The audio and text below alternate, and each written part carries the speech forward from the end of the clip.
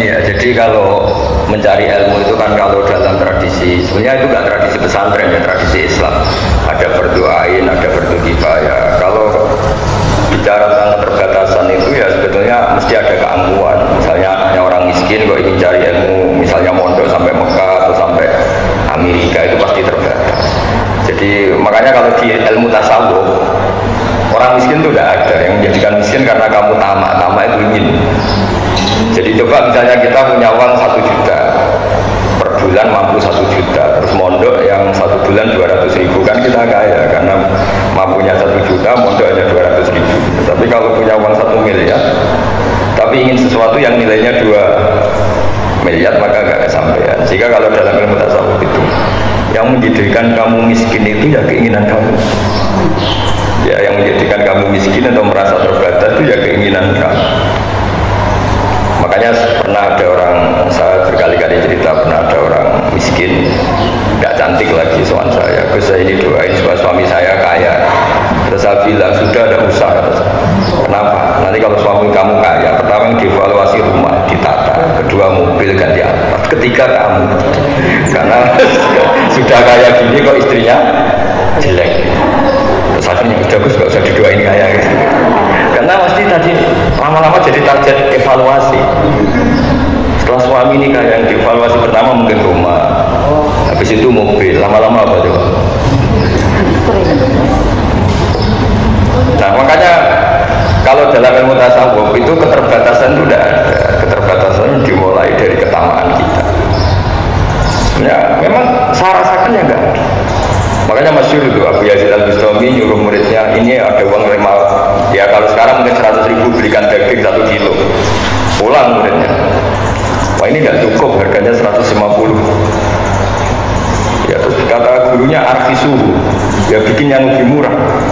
Ya tidak bisa, 100.000 aja nggak cukup, apalagi arfisu bitarki. Ya sudah, kalau uang 100.000 nggak cukup ya kamu jangan ingin makan daging, selesai kan? Jadi ya kamu jangan ingin makan. Jadi hidup ini menjadi mahal itu karena ketamakan kita. Sebetulnya kalau orang mau belajar alim itu di Indonesia banyak orang alim. Tapi gara-gara dia merasa saya puas kalau belajar di Al-Azhar, saya puas kalau belajar di Ummul Qura, akhirnya dia tersiksa. Sama pondok lokal sudah tidak mau karena keangkuhannya, sama pondok yang di luar negeri nggak mampu karena keuangannya. Begitu juga masalah intelektualitas. Dia di Amerika tidak kuat, tapi sudah mencibir kampus yang ada di Indonesia. Jadi makanya kalau belajar ilmu pesantren itu nomor 1. Karena barokahnya tasawuf itu orang bisa mengukur. Misalnya gini, ada cowok umumnya kan seneng cewek cantik, harusnya dia mengukur. Kalau saya dapat orang cantik yang nilainya di atas saya, berarti saya objek cibiran. Tapi kalau dapat yang sebawah saya yang subjek. Jadi ya keren lah, daripada dinyak mendingan ngenyek. Ya itu dia perhitungan, tapi kan lumayan maksudnya daripada nuruti tamaknya tapi tidak kesampaian. Kalaupun kesampaian dia tidak posisi subjek tapi posisi apa? Objek.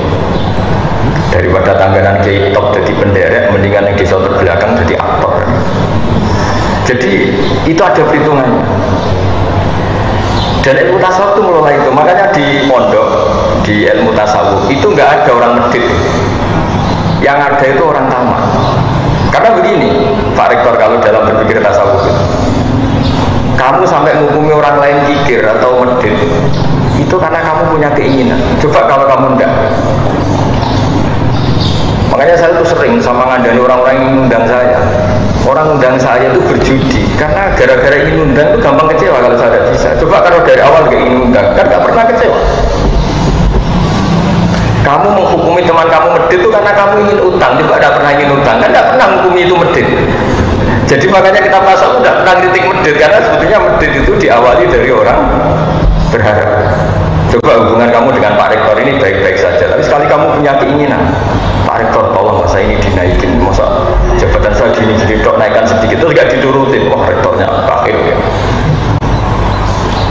Makanya saya itu sering ngomongkan, saya ini kan sudah ngaji murah, ngaji gak usah biaya, ngaji gak usah diundang, supaya ini murah, sekali berkeinginan, ini potensi kecewa. Saya ini kan ya sibuk, urus anak, urus pondok, tapi kalau orang undang gak diturutin ya kecewa. diturutin ngecewakan santri saya. Jadi makanya orang undang saya harus istighfar karena mesti salah. Orang mungkin salah, mesti salah. Saya sendiri juga istighfar. Karena kalau ada orang undang nggak bisa, saya juga merasa salah. Saya pernah didatangi undangan dari Kalimantan, gubernur sini jauh-jauh, Gus ini saya mohon sekali gini-gini. Saya bilang ya juga mohon sekali jangan maklumi saya. Ya sama-sama nggak bisa. Karena itu orang ilmu tasawuf itu kecewa itu dimulai dari keinginan. Makanya ilmu tasawuf yang dikritik itu tamak. Coba kalau ada orang kamu bilang sombong, kenapa? Banyak orang meliti di jalan, kamu udah bilang sombong. Jadi ketika Anda berkeinginan untuk dihormati, misalnya kamu tanya, terus bayangan kamu kalau tanya itu kan dijawab pakai tangan kanan, orangnya naik motor ya turun dulu. Ternyata enggak. Tahu rumahnya Gus Bah, kamu ngerti? Jawabnya pakai tangan. Wah, orang itu sombong sekali. Kenapa kamu sombong? Karena kamu punya keinginan. Kalau kamu nggak punya keinginan, bahwa orang itu kayak apa kan kamu tidak mendesak untuk menvonis sombong apa enggak. Makanya ilmu tasawuf itu ilmu yang ngelola kun murodan walatakun murid dan sudahlah hidup itu jangan banyak taruh, nanti banyak kecewa. Ya memang harus dilatih, ini kan ngaji NU ya harus dilatih. Orang itu supaya agak kecewa, jangan banyak. Makanya saya sering bilang ke istri saya tuh bayangkan istri kalau saya datang dari Jogja, saya sampai sekarang ke Jogja itu ya sering bayangkan saya pulang itu pokoknya istri saya masih hidup, masih sholat, masih Islam, itu udah gak pernah bayangkan datang, disambut, dibikinkan teh, mari kecewa. Jadi saya biasa datang ya istri saya tidur, dia tidur, anak saya dan gitu aja. Karena sekali saya punya harapan mesti kecewa. Bayangkan perlakuan istri seperti ini gini. Jadi kalau orang kecewa itu karena khayalnya sendiri, karena harapannya sendiri. Nah, itu yang nggak dipelajari di kampus. Jadi ilmu tasawuf itu ilmu yang ngelola itu. Makanya saya bayangkan misalnya Universitas NU Jogja memperlakukan saya gini aja, ini sudah bagus, nggak ada pernah harapan lebih kecewa. Jadi itu ilmu tasawuf. Jadi apa hidup itu dianggap selesai. Saya bayangkan nanti mati itu ya mati aja sudah. Bayangkan surga itu yang gampang-gampang saja. Nah, masalahnya sekarang orang itu harapannya tinggi, fisiknya tidak cukup, keterbatasan ya. Makanya ada keterbatasan. Jadi keterbatasan itu karena ada harapan tadi. Sebenarnya kalau tidak banyak harapan juga nggak ada keterbatasan.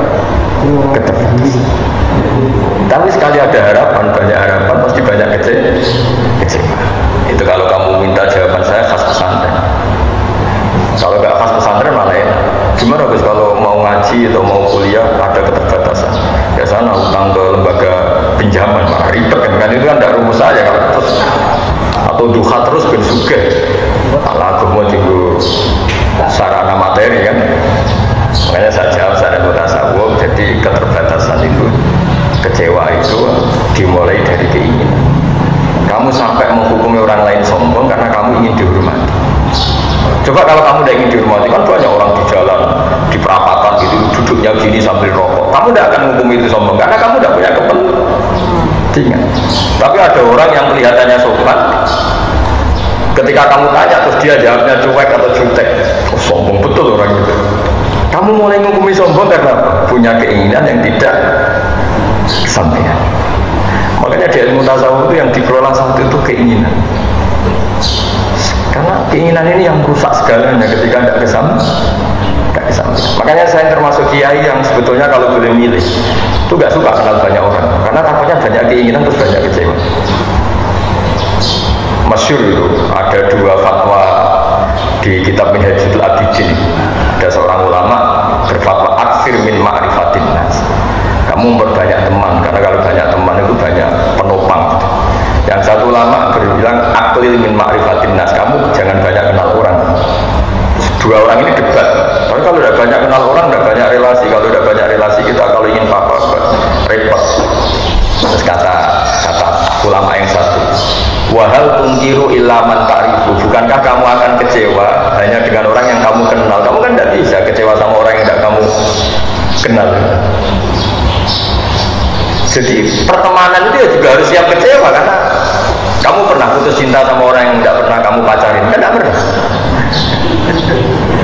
Soalnya ada artis romantik, wah saya putus cinta dengan dia, kan tidak bisa, seperti kenal saja enggak. Dan kamu tidak dulu ketika yang cantik ini pacaran sama orang lain. Tapi pacar kamu sering elek, apa orang dia senyum cemburu. Gara-gara apa coba? Kenal dan berpengaruh. Jadi, nah bayangkan kalau semua orang itu berharap sama presiden, ya tambah kecewa. Berharap sama menteri, tambah kecewa. Termasuk berharap sama kiai. Bayangkan kiai itu ya baik, kalau ada tamu ditemuin, kalau diundang ya mau. Ya, gara-gara bayangkan gitu terus dia gampang kecewa. Dia gak mikir kalau kiai ya punya urusan itu gak mikir dia. Dia pakai versinya sendiri. Ya sama seperti suami, bayangkan kalau dia datang istrinya bangun bikin kantai, padahal istrinya baru tidur 10 menit, turun lagi 10 menit tangi mari sirah ngeluh udah dipikir. Kalau saya termasuk dia yang marah, jadi normal. Saya tidak pernah bayangkan datang terus disambut istri. Saya bayangkan kalau dia baru tidur 10 menit saya buka untuk bikin teh kayak apa. Saya kalau tidur 10 menit itu ya bangun itu nggak enak. Ya sudah, bayangan saya datang, istri saya masih hidup, sudah bagus. Ya, sudah bagus. Dengar kabar masih sholat, ya bagus lagi. Dengar kabar masih sujud, ya bagus. Karena nanti ini terindah dia, terindah status istri kita karena pernah sholat, pernah sujud. Apa nanti di akhirat ada pertanyaan, kenangan terindah saya sama istri itu dibidikan tidak ada. Jadi orang berpikir yang waras, tidak usah neko-neko. Makanya Sayyidina Utsman ketika dikepung orang-orang Khawarij itu ketika ada acara sholat itu beliau makmum orang yang ngepung beliau. Orang itu tidak ikhlas. Orang yang mau niat buruk kok beliau makmum. Jawabannya lucu Sayyidina Utsman. As-sholat ahsanu ma ya'malun nas. Fa idza ahsanan nas fa ahsin ma'ahu. Sholat itu perilaku manusia terbaik. Maka ketika mereka sedang baik kamu ikut saja. Coba kalau semua orang Islam itu kayak kita, sholat itu perilaku terbaik seorang mukmin. Istri kita sholat, anak kita sholat, santri kita sholat. Ya itu saja, ingat-ingat bahwa mereka punya perilaku terbaik dan itu alasan kita mau berteman dengan mereka. Tapi enggak, sholatnya sudah benar, wudunya sudah benar, hanya karena istri gak bikin teh kita marah. Berarti kita apa?